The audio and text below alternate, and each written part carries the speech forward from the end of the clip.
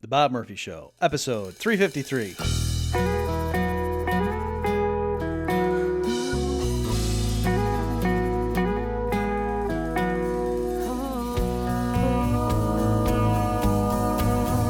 There's a tidal wave coming. What you gonna do? Get ready for another episode of The Bob Murphy Show, the podcast promoting free markets, free minds, and grateful souls. It's your source for commentary and interviews conducted by a Christian and economist. Now here's your host, Bob Murphy.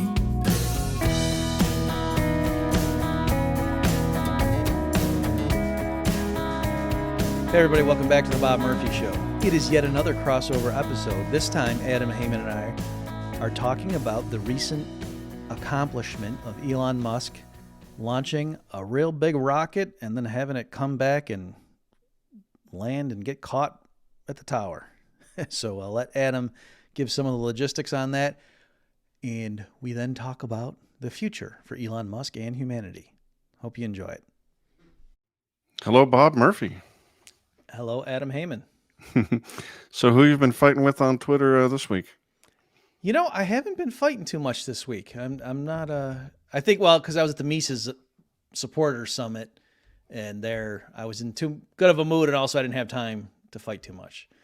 I will call this growth.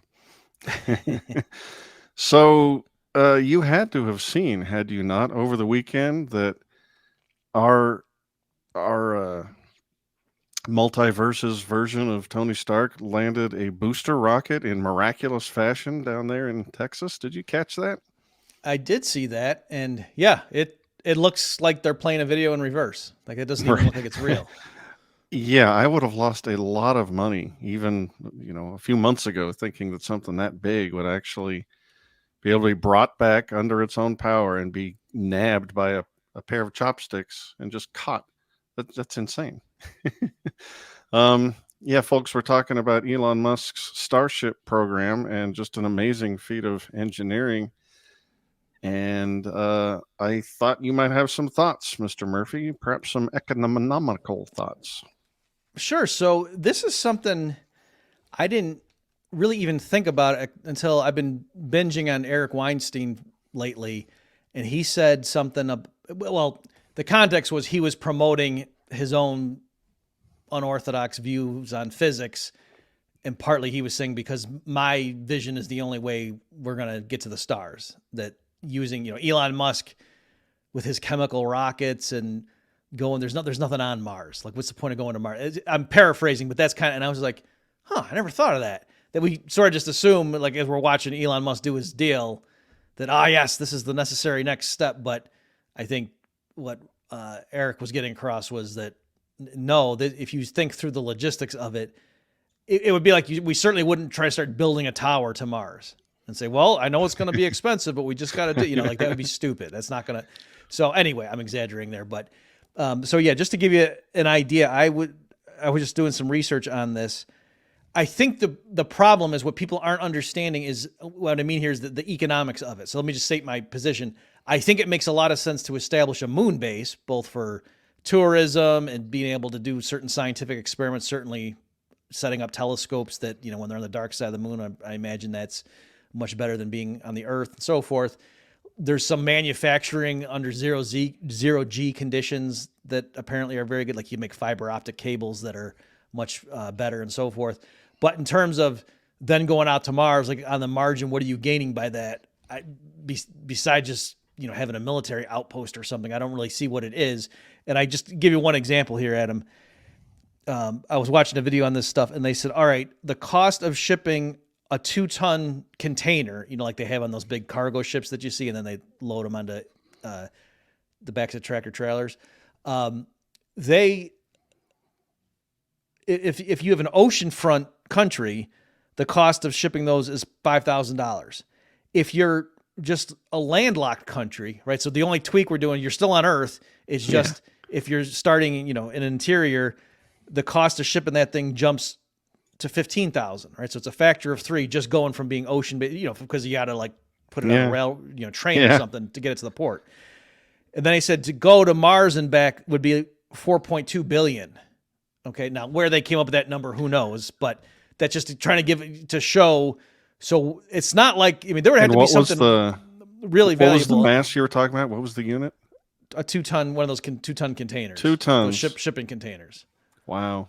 Yeah. So that really again, tells even you. that 4.2 billion is a very speculative number. It's not, but still, they was just trying to quantify just to show that the economics of it. Like if people say, oh yeah, we could be bringing to get something out of Earth's orbit to then go to Mars, take the 2-year trip to go to Mars and back, land on Mars, load up whatever it is we want to load up, and then get out of their gravity well and come back and then land.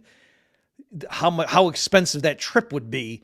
What the heck? There would have to be something pretty valuable over on Mars, and right now it's a frozen rock. There's not that much there. So what could make sense? There's a lot of asteroids with minerals and stuff. So I could see how especially if we were going up for other reasons, then a lot of that would be.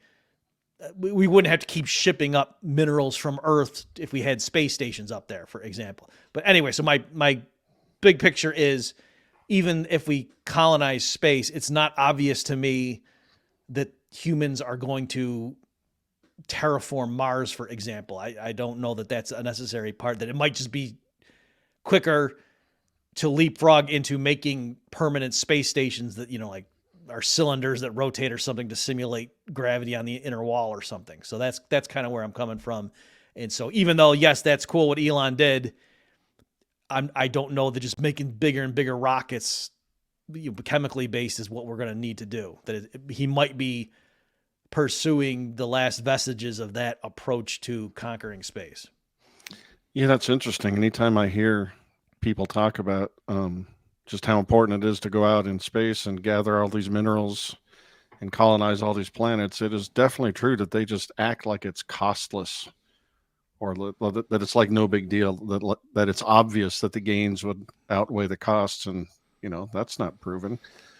But of course, Elon motivates this by saying we humans live in a precarious world, and a sunspot could fry our entire civilization. So we need to have make ourselves a little more anti-fragile, and that's a tough thing to calculate the economics of, right?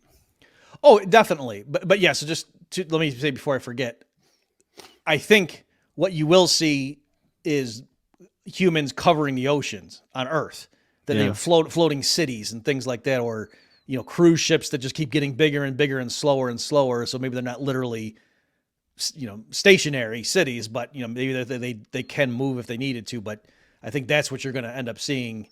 And there's just so much resources here that have yet to be tapped. That's the thing too. Like all these decades of environmental alarmism have convinced people into thinking the Earth's about to run out of resources. No, we've, in a sense, literally just scratched the surface in terms of what is packed into Earth right now. Well, I like the way you phrase that, because yes, the oceans, obviously not just the surface, but the depths are completely untapped, or almost completely. And then we haven't really started to dig. That brings us into, one of Elon's other companies, the Boring Company, where, he's envisioning just a whole lot of real estate, if nothing else, not to mention the resources down there and living space, of going under the surface of the Earth and, finding habitats down there. That's not even on my radar. I had never even heard of that. It's called the Boring Company. Yeah. Boring. You see what he did there? I do.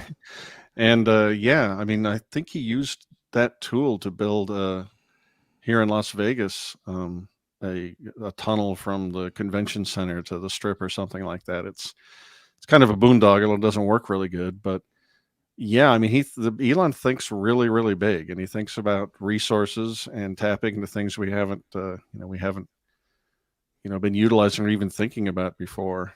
And under the Earth's surface is we haven't even started thinking about, like, how to live down there. And you could shine mirrors, and get light down there, and not to mention artificial light. So just to make sure people are getting the obvious here, that I'm saying whatever you think of in terms of what would be necessary to get a city, a bustling city up and running on Mars, how much easier would it be to just establish a floating city on the Pacific Ocean? Yeah, for sure. It's the same thing, and we have tons of room right now on the surface of the Earth, right? Not just the oceans, but even on land. if you just saw, like, if the humans were all little pinpricks of light or something, you could just see the distribution. We have not really settled much of planet Earth, even the dry land right now. So in terms of, and you could say, oh, but there's reasons we haven't, or whatever you think in terms of why certain regions of the Earth right now are inhospitable, they're a lot better than Mars is. And they're a lot closer. So, not least of which the atmosphere, just for starters. There's the atmosphere. There's the questionable situation of water. There's the weakness of the sun. I mean, science fiction authors will solve those problems in various ways. Like you build a huge magnifying glass basically to concentrate the rays of the sun down to your little settlement or whatever. And, whatever terraforming technology they can invent in their minds. But I agree with you that just the idea, the lack of hospitability makes Mars just an insane thing to even think about. So let me put it to this, my vision, just make sure. So fast forward to whenever it is that humans have a presence on some other nice planet around some other star. Okay, so at some point, let's posit that happens.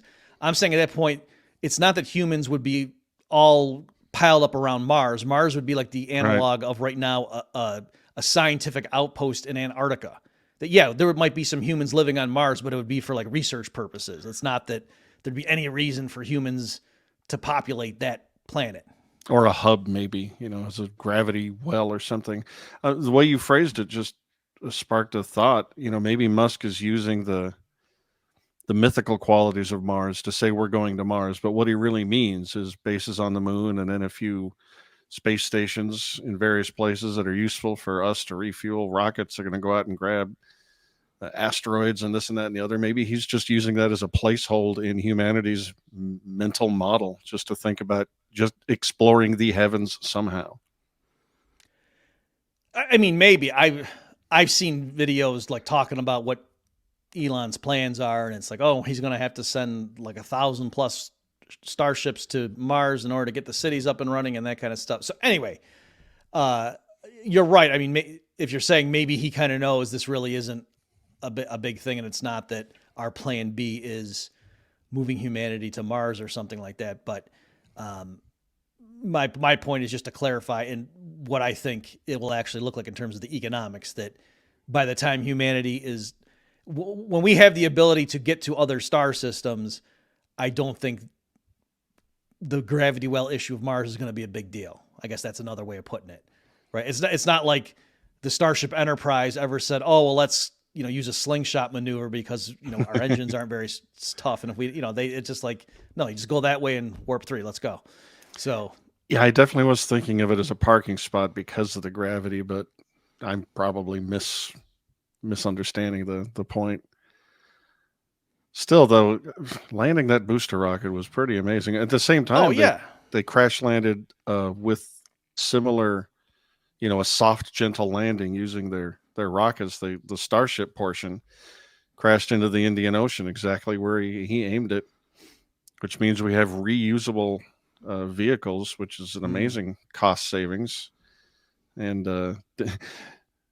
it's the private sector basically doing it. Did you see Elon's tweet about bureaucracy when he was like waiting for California to, he said, I mean, I'm going to it's a rough paraphrase, but he says something like, what a situation where I can build a rocket to get out of Earth's atmosphere faster than a piece of paper can go from one bureaucrat's desk to another. Yeah.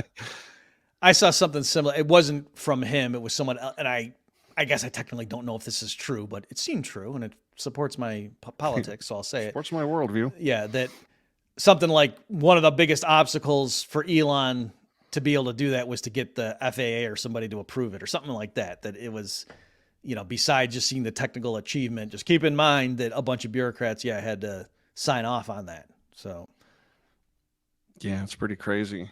Can I ask, if we pull back, so what is your opinion of Elon Musk right now? How do you view him? I'm curious to hear your thoughts because I have some as well, but I don't want to bias you.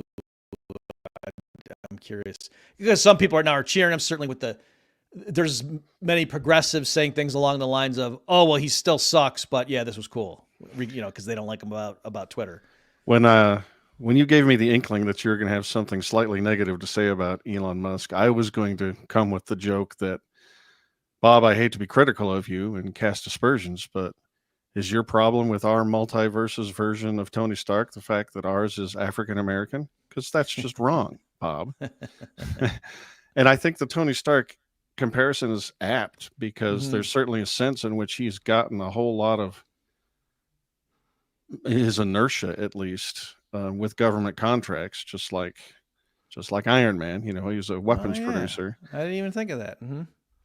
So, you know, I have those sorts of mixed feelings, but I find the man incredible, just incredible. All the different ways that he's pushing not just the theoretical, but the engineering science, and in ways that he clearly thinks are going to be massively transformative and helpful to humankind. I think he's right about that, even though his bits of technology that horrify me, like AI and robots and Neuralink, whatever that ends up being. Those are all fascinating and possibly transformative economically and to our prosperity. And they fill me with dread because I like science fiction. Right. So I'm mostly very positive with a few small exceptions. That's my opinion of it. It's funny you said the Tony Stark thing because I had heard other people talk about that, but I forgot about the Stark's military industrial complex background. So that is interesting there. And then I guess it does dovetail because I'm going to say that, yeah, I view him with a lot more wariness than I think others do, precisely because of the AI stuff, and we can talk about that in a minute. But when it comes down to, so what I was saying is I don't trust Elon Musk, right? Like I think he's trying to bolster power for himself, and I don't trust him. And I think he might be a lot more powerful in 10 years than a lot of people are realizing right now. So I'll put that. But if Thanos were trying to conquer Earth, I do think Elon Musk would try to stop him. So I guess I will say that, yeah, there's that sense. So maybe if there weren't an external threat, maybe Tony Stark would have been seduced by power as well and would have done a bunch of stuff that the people watching the movie would have said, I don't like this guy anymore. You know, I guess he went against Captain America, and I was hoping you weren't enough of a Marvel nerd like I am to know that Iron Man was on the wrong side of that battle with Captain America. Okay, so do you want to talk about the AI robot army stuff? Yeah, I'd love to, but real quick, like I think Bill Gates and George Soros and a few others, as far as evil billionaires we should be worried about. Yeah. I worry about them a lot more than Elon. I don't think he's fundamentally, like, he's not a Malthusian. He's not Thanos. He doesn't, I think he values life over death. And the only worry about him is that power does corrupt, and he's a very powerful man and only going to get more powerful. So there's that concern. Yes. So glad you said that to make sure, as I agree wholeheartedly. And that is an important caveat to what I'm saying here, or just the nuance to make sure people aren't misunderstanding with it. Yeah. I'm just talking about in general, I don't trust powerful people, and precisely because I think Elon is so accomplished and that I think he's going to do a lot more in the near future. So I've been tracking AI developments, by which I simply mean like I subscribe to some YouTube channels that they check in and read some, I am joking aside though. I do know some people that have PhDs in this area, and, I do keep tabs on this stuff, and I think people are underestimating the progress they're making. So I don't know about, is there going to be super intelligent, AGI or whatever eventually. That to me, it doesn't matter. I mean, it's an important question, but even if that doesn't happen, I'm just saying the improvements they're making in the kind of computations that computers will be able to pull off and the sorts of things that humans working with the latest generation of AI are going to be able to do, I think is going to make these billionaires who are building their companies' infrastructures out, I think that's going to give them a lot of power, just least of which I think blockchain-based finance is going to be a lot more important 10 years from now than it is right now. And so in that world, computing power is going to be worth a lot more. You know what I mean? It's like, I think the global economy is shifting more and more into digital assets, and that a company that right now is spending hundreds of millions buying chips and so forth in order to go get and train up the next level of AI that's not even going to be released until a year from now, because right now they're training it, that sort of thing. I think you're going to see that paying off in the near future. And at the same time, I've also been lightly keeping tabs on robotics technology, and they're getting to the point where they can build something that, is a robot that could kick your door and then come in and, accost you. So 10 years from now, how good are the robots going to be? And then if they can put AI systems inside them that, maybe they aren't as versatile as a human being is, but they don't need to be. Like Right. the robots in the Star Wars prequels couldn't write you a sonnet, but you could see if somebody can control those things, that would be a lot of power, and people are going to have that in 10 years. Yeah, I agree. And I think we need to make a distinction between a useful tool that will make human beings more productive and also more horrifying. Like, operating a robot like Optimus, kind of like you'd operate a drone, where it has some autonomous things that it can do, navigate around objects or whatever without you being there to be the nervous system, but that you are giving it its impetus and giving it its direction. So there's that versus AGI, which I don't think we're anywhere near close to. Have you and I spoken about AI much? I've got a theory that Can't remember. these LLMs and neural nets are just the complete wrong direction for AGI. I think if you're going to get something that actually thinks like we would, or even like a dumb, human would, or even an orangutan, I think to get to something that's autonomous like that and thinking like that, I think you have to put one of these neural nets or something similar into a body, make it embodied, put it in the world with resources and constraints, and seed it with something that will motivate it, like our limbic system motivates us. Extreme heat and cold, hunger, lust, whatever it is, the things that make us get up off the ground and go do something. And if you do that, maybe the neural net can build itself into something that all of a sudden has something like a consciousness. Because these LLMs, I would suggest on the alpha and beta versions, we don't put the lust drive into it. I just leave that. That might be the premium package, Bob. Because these LLMs, they're just not thinking. They do very impressive things, and they can make you way more productive. But a buddy of mine wrote a fun Substack where he demonstrates that it's not doing what you think it's doing by making it play 20 questions, the simplest possible thing. But it never thinks of an object to answer your questions. That's not what it's doing. It's just predicting words based on its data set. That's nothing like thinking. Yeah. And I just asked Elon's version of AI that's in Grok, at least the mini beta one, you don't have to pay too much for. I gave it my poker book test. Would you please recommend some books that would teach a man to play deuce to seven triple draw poker? And it may give me 5, just like all the other, like ChatGPT does and all the rest. And it invented all 5. It just made them up. Really? There are no such books. Sometimes they had titles that were similar, or made up an author who had written another. You're saying there's no such books as the 5 they meant, or you're saying you asked it to name something that you knew was an empty set? Oh, no, these things do exist. I could make a list of at least 3 that answer my question precisely. That surprises me. Because it's not thinking. It's not trying to answer your question. It's trying to make words that make sense in the basis of your question. I know that, but I'm just, there's a little guy inside. I don't... I know that, but I'm saying if I ask it a pretty detailed economics question, it gives me a pretty good answer. Right. I think what's going on there is the data set is filled with way more words that have to do with your economic thing.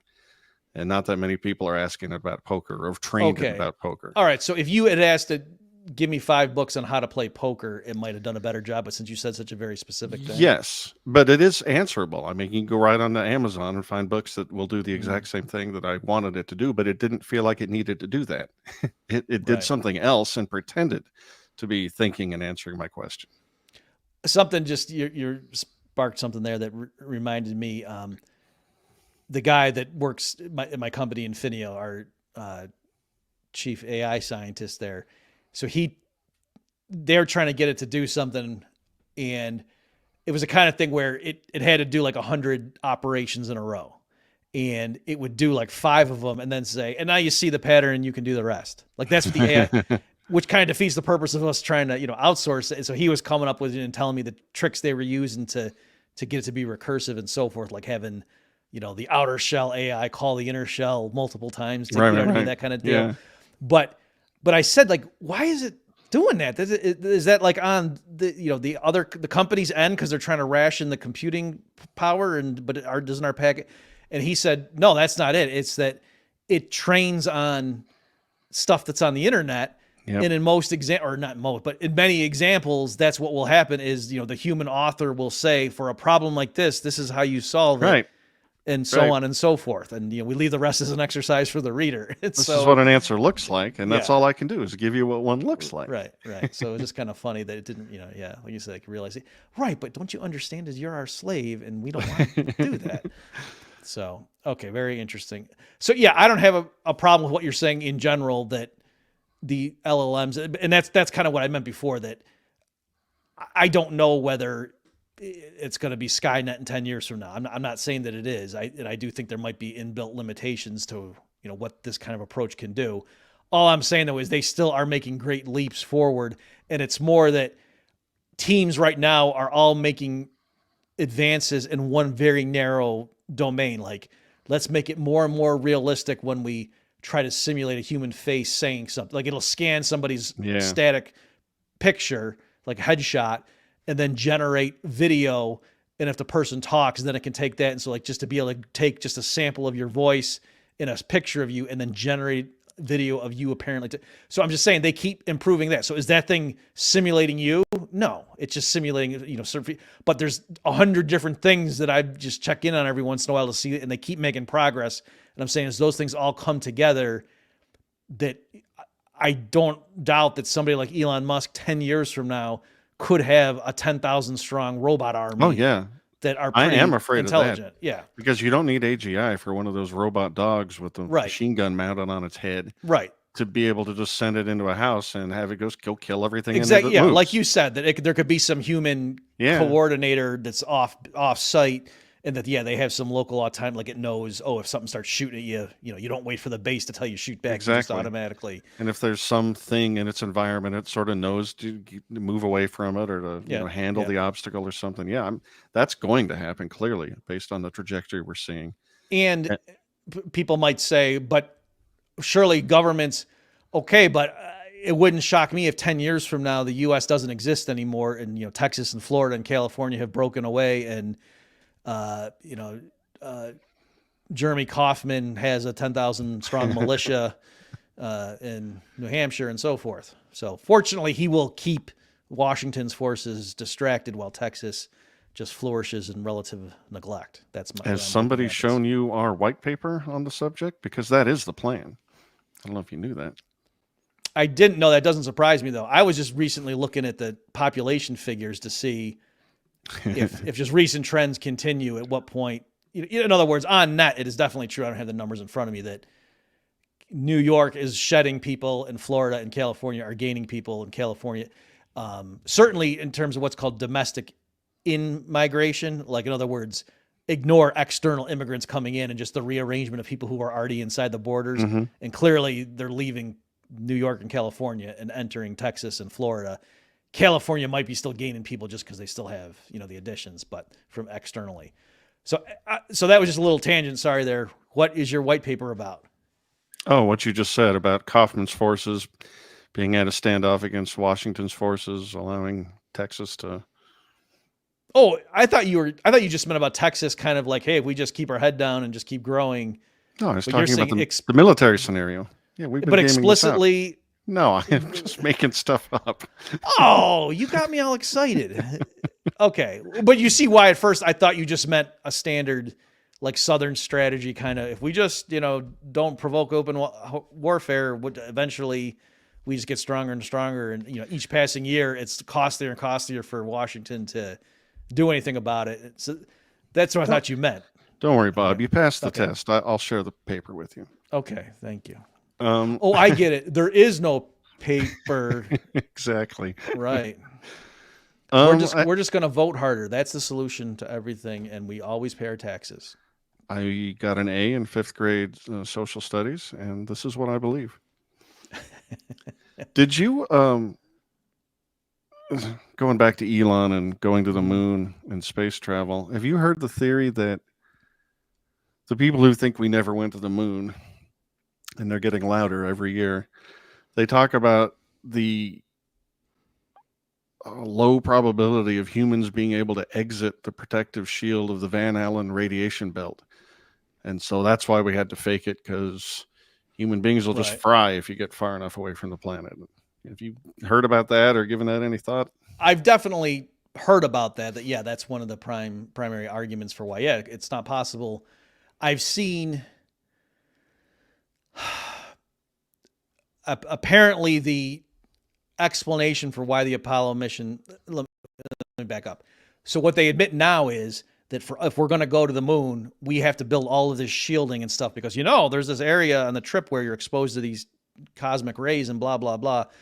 And so that raises the question, well, wait a minute, but they didn't do that back in the 60s. So how was that possible? Or in 69. So how was that possible? And I think the official story is because of Earth's orbit and blah, blah, blah, where it happened to be, it was okay. In other words, there was a window where going and coming back wouldn't have exposed the humans to that much, even though in general, you got to be careful if you were going to leave the protective belt. So that's what I believe the official story. And then the conspiracy theorists will say, oh, well, that's convenient. So when Kennedy in, 62 was shooting his mouth off, they just got lucky that they managed to do it right when, that little quirk allowed for a safe, but yes, that's my long-winded way, Adam, saying, yes, I have heard of that. I haven't looked into this at all. I always assumed that the theory was there's X amount of time where the risk is not that long. Like you could be out for a month or two and, exposure to whatever. And the other possibility is just that the government was trying to create the Fantastic Four, and that was the whole plan. So that Buzz and Neil would come back with superpowers and flame on and that whole thing. Could be.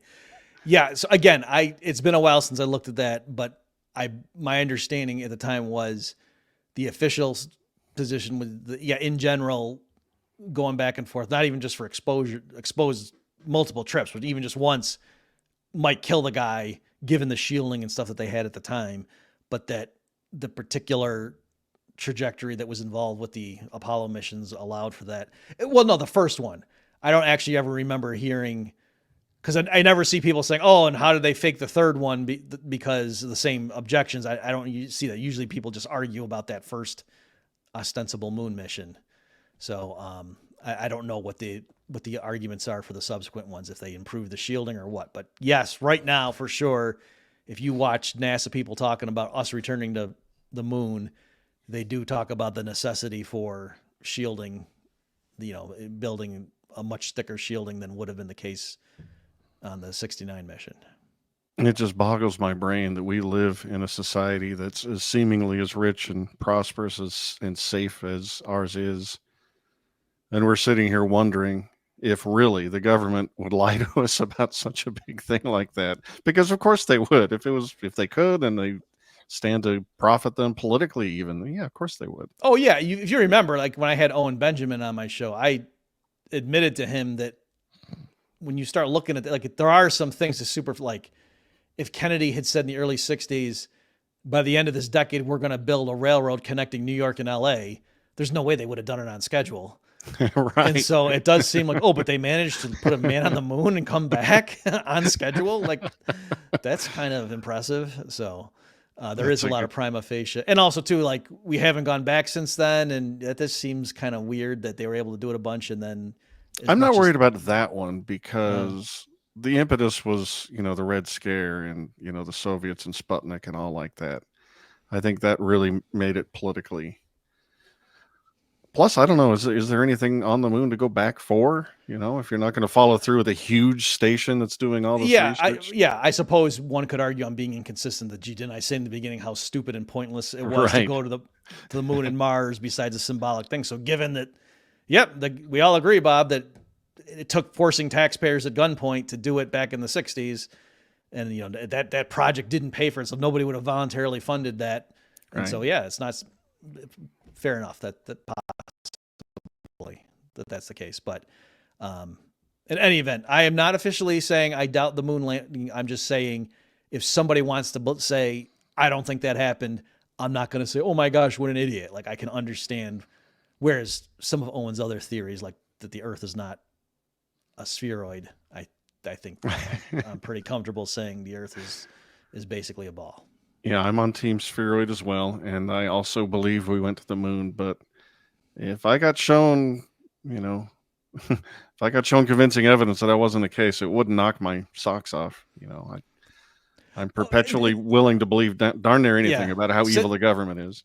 I did have a thought about that more recently, because for me, the primary argument against that conspiracy theory was, okay, well, if it was that kind of obvious that the insiders knew and it's just the dumb American people that got duped, surely the Soviet government, like their scientists would have been telling them that, no, there's no way, they're just faking that. And so why didn't the Russians demand some evidence or so? You know what I mean? Like, how come it's only Owen Benjamin that's saying this?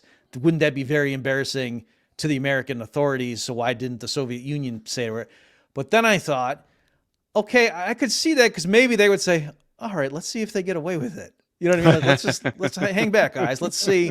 And just like they're taking notes, like, I can't believe they pulled that off. That was impressive. Yeah, good. Congratulations. That was the biggest hoax of human history. That's amazing. Good. See the propaganda they use. How did they get what did they, okay, they killed that guy and they did. And there were some weird things, like one guy trying to blow the whistle on it and he got killed. Right. A train hit his car and took out him and his family. Like soon after he had testified, I think he worked for like General Dynamics or something, that, the Apollo program was very wasteful and blah, blah, blah. So that's in the Wikipedia that there really was like a whistleblower guy. He didn't say the moon landing was fake. This was before, but he was just saying, yeah, this project is cost overruns and there's no way they're going to get the job done. And then he died like soon after in a very weird circumstances. So that doesn't prove that Stanley Kubrick, faked the whole thing, but it is a weird element to the story. Yeah, the guy who produced Capricorn 1, I think he was planning on making a documentary and he turned it into a work of fiction to save his own life. Are you familiar with that movie, Capricorn 1? No. It must have been the 70s, and it's based on that entire premise that the whole moon landing is fake, and and the way they get away with it is what makes it an adventure is the astronauts aren't in on it. They think they're going.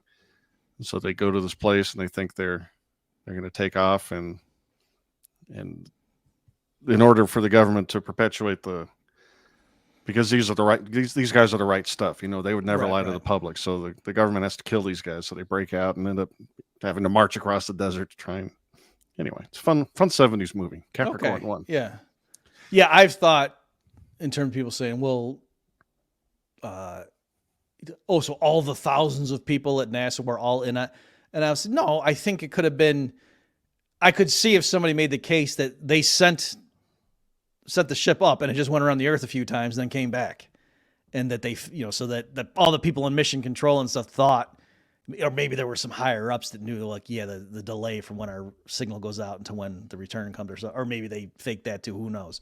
But anyway, yeah, I have thought, I could see there being a way to pull it off, but surely the astronauts would have known, I didn't really go jumping around the moon. Like, they would have to be in on it. One of the most convincing pieces of evidence for us going to the moon is 90-year-old Buzz Aldrin's straight right cross when annoying people come up and yell at him in the middle of the street that you never went to the moon. There's a famous video of him decking one guy, just laying him out. Good for you, Buzz. I know, because liars never punch people when they get accused of. I mean, it was a straight right cross. It was. I know. Speaking of that, did you ever hear Bill Burr narrating that? Yes, that's hilarious. I'm going to link to that, folks, in case it was an interesting narration. So yes, that because of that video, I agree. I'm almost rooting for that it's not a hoax and they really went, because otherwise I would feel bad if Buzz Aldrin, he's like, you too, Buzz. But so this episode of our famous now crossover series is all about Elon and Mars and space and stuff. But you mentioned Eric Weinstein and his weird geometrical math-based unification theory, and I tried to read that, and I do not understand even what he's trying to get at. Do Do you understand any of that? I don't right now. I'm not in a position to talk about it. What I'm focusing on first. I can tease it here. We're among friends, and this is the inner circle of our respective audiences. What I'm doing right now is binging on his discussion of just in general. I just watch his podcast appearances lately, but the gauge theory of economics. Mm-hmm. So his wife, I don't know if she was his wife at the time or if they were just like engaged or dating, but Eric's got a PhD in mathematical physics from Harvard. His wife has a PhD in economics proper, I believe, from Harvard. And yet her theory, they apply this technique in calculus where you, instead of you have like a moving reference point, and that's the way you're defining what no change means. And so when you understand that math concept, you can apply it to price indices in economics. And so like, what does it mean to say, keep your purchasing power, keep your wage rate relative to inflation, right? Constant in terms of purchasing power. So that's the idea. And so I'm studying, this is my long way of saying, Adam, I'm studying that first because I want to see if there's something there. Because I think I'm pretty sure Eric is not bluffing. I think he really, he might be wrong, but I've seen enough of his discussion of economics to know he's not bluffing in there, and that's not even his field. So, and he's really sharp. He knows a lot of the history of economic thought, and then just talking about the different price indices and how if what his wife's published work did, if they're right about that, that's pretty impressive. So not so much from an Austrian perspective, because it is mathematical, but in terms of formal mathematical models of the economy, I can see why he thinks that his wife really was onto something. And in his telling of it, she got blackballed professionally, he thinks, because their work threatened, like, the government has to use like CPI calculations and stuff for cost of living increases for Social Security. And then also for people with tax brackets and stuff like that. So anyway, his point is there was a lot riding with the federal budget on changes to the way they calculate price indices, and that he thought, since we're coming out with clearly a scientifically better way to do it, that so happened that it would have increased the government's expenses, that's why he thought they got blackballed. So I don't know if that's true, but anyway, I'm focusing on that. I'm glad that you're focusing on that. I remember him referencing that too, and I took a brief look, and I knew I wasn't armed well enough intellectually to parse it out. And my sense of him, real quick on that, just before, because some people have been sending me that for sporadically over the past 2 years, like, hey, he's saying like they're overturning the marginal revolution or something like that, or this is like marginal revolution 2.0. And at the time I looked at it very briefly and just thought I would really have to immerse myself in this, and it's not worth my time right now. But I've seen enough of him to be impressed enough by him that I thought, okay, it is now, like, I'm literally reading his wife's dissertation, on off hours now. So yeah, my reading of him is just like yours. I don't think he's bluffing. But I also think that while I think he's right about a whole bunch of things he talks about, and he talks about a lot of things, I do think that his sense of his own identity is as the kind of person who can overturn,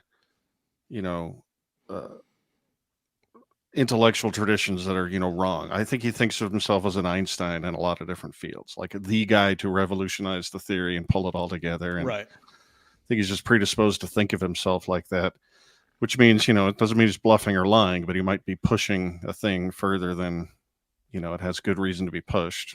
Mm-hmm. But I am too dumb to analyze that. So I'm glad you're doing that. Yeah, he's right. I guess I'm trying to think. I won't say the guy's name. I was talking to somebody recently at a conference about him. He'd probably be okay if I said his name, but technically I don't know, so I won't. But yeah, he was a bit taken aback when I said that. I was speaking so highly of Eric Weinstein, and he was like, "Oh, well, I saw him at some event a year ago, and he was like in favor of raising the minimum wage and stuff like that," right? So I've never heard him talk like that, but in any event, I'm not saying the kid misheard him. And so, yeah, I am open to the idea that yes, maybe he isn't as well versed in free market economics as I would have hoped, but in any event, yeah, it's The very interesting to say the least. the gauge theory isn't just some fancy way to try and talk about price elasticity, is it? Or some reason to think that prices aren't what we think, that we can. I mean, have you studied enough to like tell me what its general domain is, what its basis is? Yes, it is. What you're trying to do is say something like, okay, what would $100 have bought you in the year 1900, and then how much money would you need for the same basket of goods in the year 2000?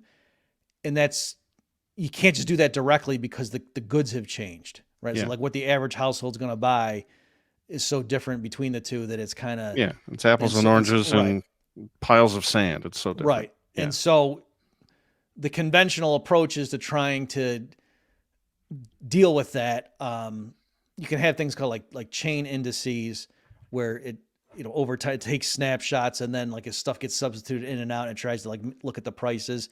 But there's some problems with that, and it's somewhat arbitrary. And so what they're claiming is they have a modeling approach that integrates consumer preferences to be able to non-arbitrarily say like, no, this is really rigorously, theoretically what it would mean in an ideal adjustment, to be able to track and say, okay, what would they spend, $100 on with the representative consumer? What does he spend $100 on in the year 1900? And then as prices change over time, you got to adjust for that, but then give him, as new goods come online, like given the same purchasing power, but now, I want to shift out of some of these items and get something else if I still had the same amount. So if prices were the same, then you could just keep giving him $100 and then just watch what does he spend the $100 on over time, and how does that change? Like if new stuff becomes available, maybe he brings that into the consumption bundle. But then the issue is, but they're dumping money in the system too. So you got to kind of deal with both changes. And they're claiming they've come up with a non-arbitrary way of showing, of keeping those two things distinct, I guess is the way to say it.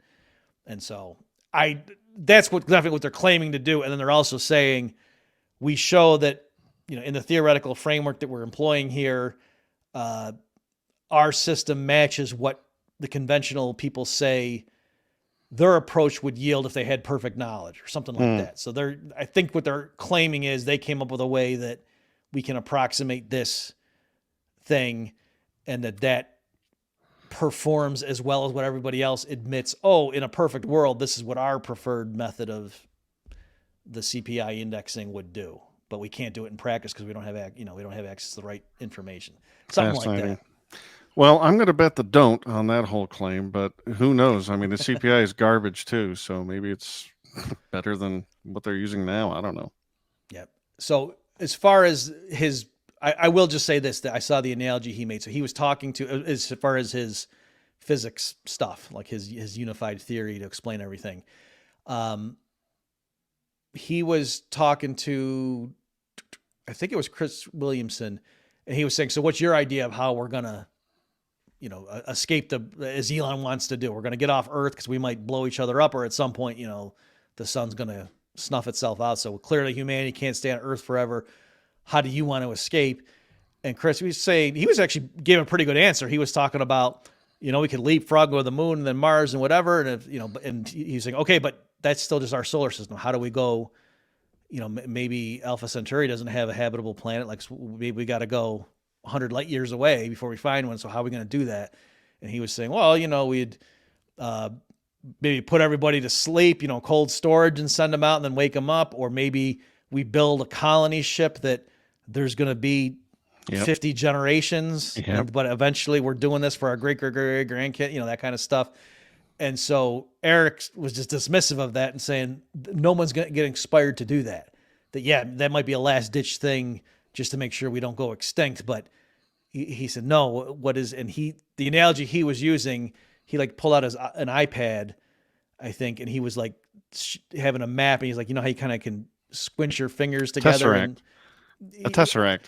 Well, he was rejecting that. And I don't know if he was just doing product differentiation, but he was kind of poo-pooing the other things like, oh, I'm not opening a wormhole. I'm not talking about A that. wrinkle in time. Right. Anyway, though, but that's what he was saying, that he thought, he basically wants to inspire people and wants to get a bunch of people behind, like, how come governments aren't funding, or maybe he'd be okay to billionaires funding research into this, because if we can unlock these secrets, he thinks string theory has been a huge waste of time. So that's part of his worldview, is he thinks that the whole physics community got sidetracked and just basically peed away 50 years.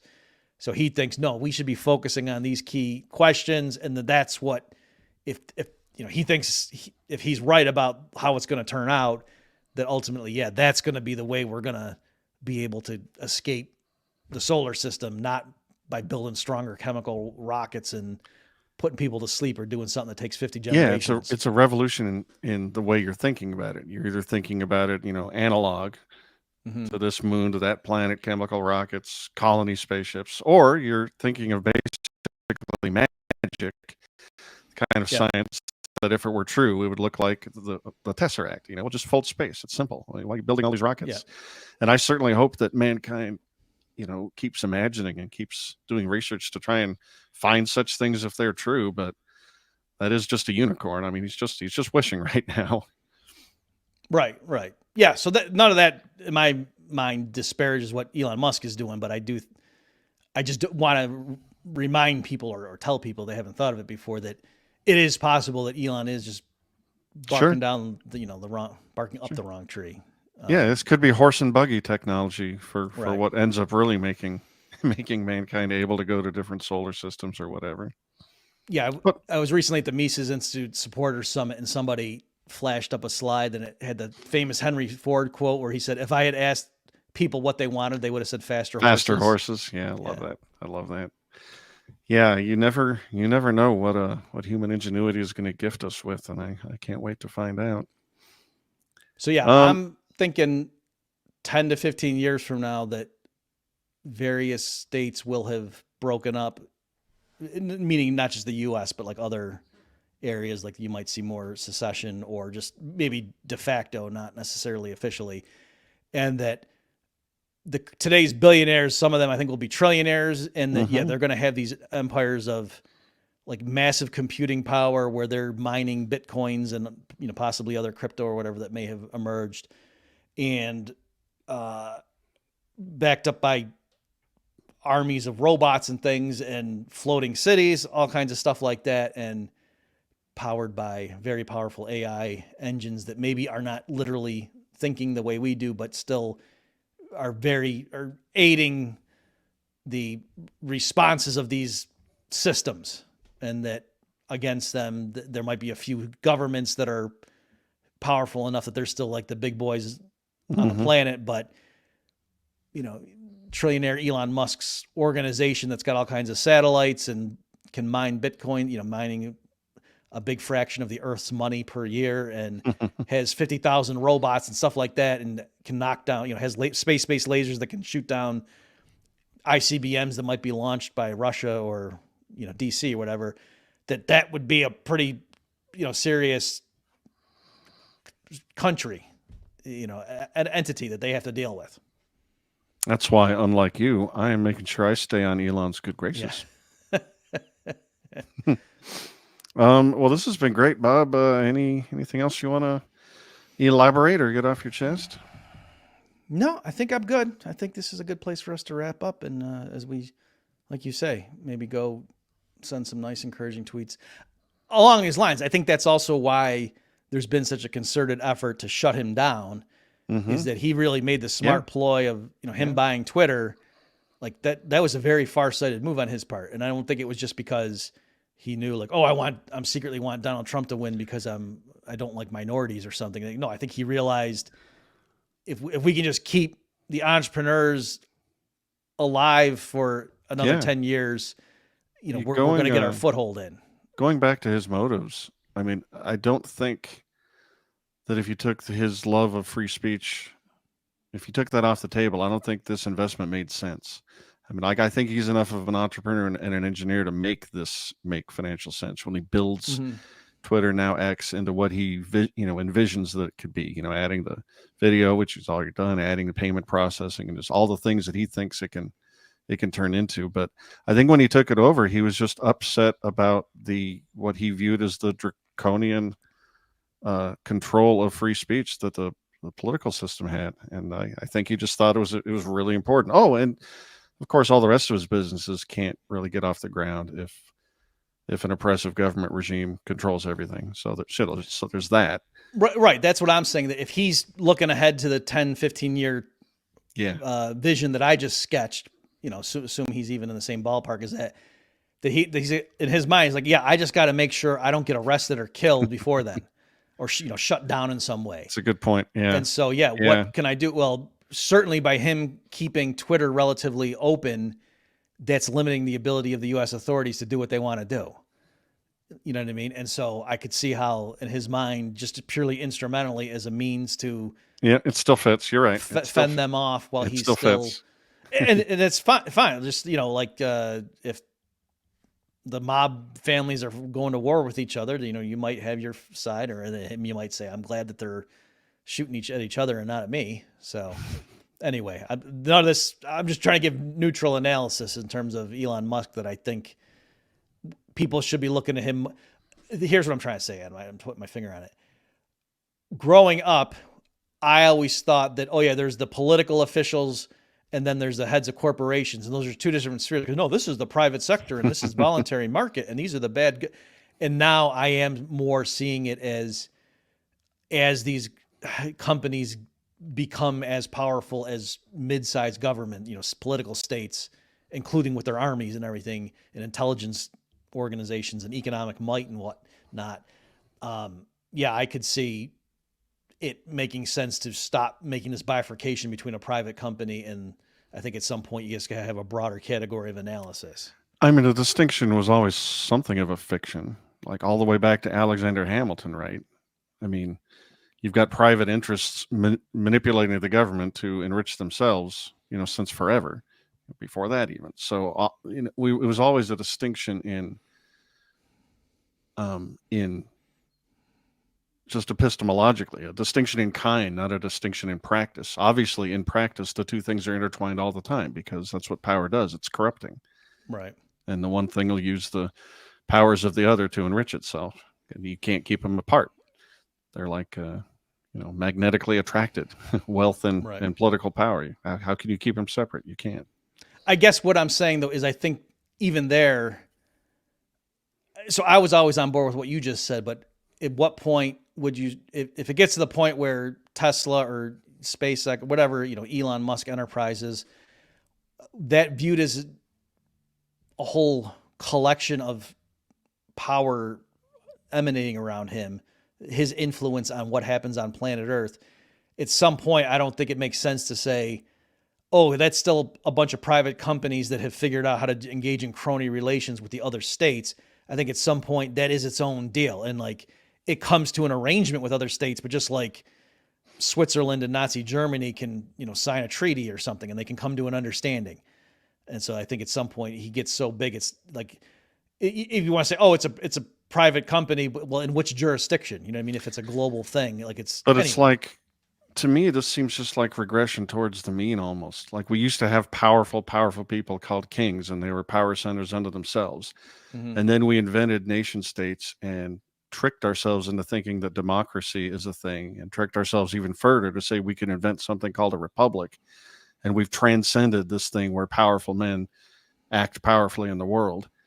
And if the techno wizardry that you're describing 15 years from now under Elon Musk comes to pass, I just think that's going back to powerful kings again. And we're just no longer fooling ourselves about, oh, we're in America, and that's a republic with a limited government, and our rights are enshrined. We have 10 of them here. They're in this Bill of Rights. I just feel it's like that. I think the whole period of time called the nation state was just a hypnosis that we did to ourselves. Okay. Yeah, I think you're right. So I guess what I'm saying is I'm trying to refine a bit my taxonomy. Taxonomy. That's the word I was trying to look for. Organizations that before I had a somewhat simplistic private sector company versus public sector state. And I think that's at some point, that the lines between them get blurred or something. And Like I'm trying to even come up with a more general framework. 30 or 40 years ago, what would you have called Don Corleone? You know, what would you have called the mafia? Tax anomaly. Oh, I guess I'm okay with calling it a crime family, something like that. But it does things the governments did. I mean, part of the reason they're supposed to have support of the public in their neighborhoods is they're doing these, Right. fireworks and Yep, banquets yep. and Yeah. just like an old Viking king would or something. These things get muddled. I guess my argument is they've always been pretty muddled. Yeah, no, I hear you. I would have to think about that some more. You're right. Like it could just be that moving along the spectrum from a completely legitimate law respecting organization to a crime organization, a criminal enterprise to a state is just a matter of degree. Because the crime family too, that I guess they have their protection money, and then you could call that it's like taxation. And Kinda. you're right that they start. Yeah, because I've read folks like books on like the Gaudis and stuff like that, and yeah, they would do things like put on fireworks shows and give a form of justice. Like if somebody in the community was being disruptive, or like if there was a rapist or something like that, they wouldn't necessarily call the cops. They would just go and the Their Gaudi family operation would make sure that our their neighborhood operation stays couldn't clean. have any longevity if they didn't give some kind of order that looked like the kind of order a government would provide. They wouldn't have survived at all. Yep. Anyway, we've gone a little bit far afield of Mr. Musk and Mars, but it's always real fun to talk to you, Mr. Murphy. Yeah, I will say Elon Musk, I think, is smarter than John Gotti Jr. I'm comfortable saying that. Put an exclamation point on it, and I'll underscore that. All right, hit the likes and subscribes for all our various channels, ladies and gentlemen. And for me and Bob, see you.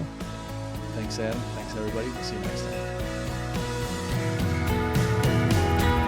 You've just experienced another episode of The Bob Murphy Show, the podcast promoting free markets, free minds, and grateful souls. For more information and to subscribe to this podcast, visit bobmurphyshow.com.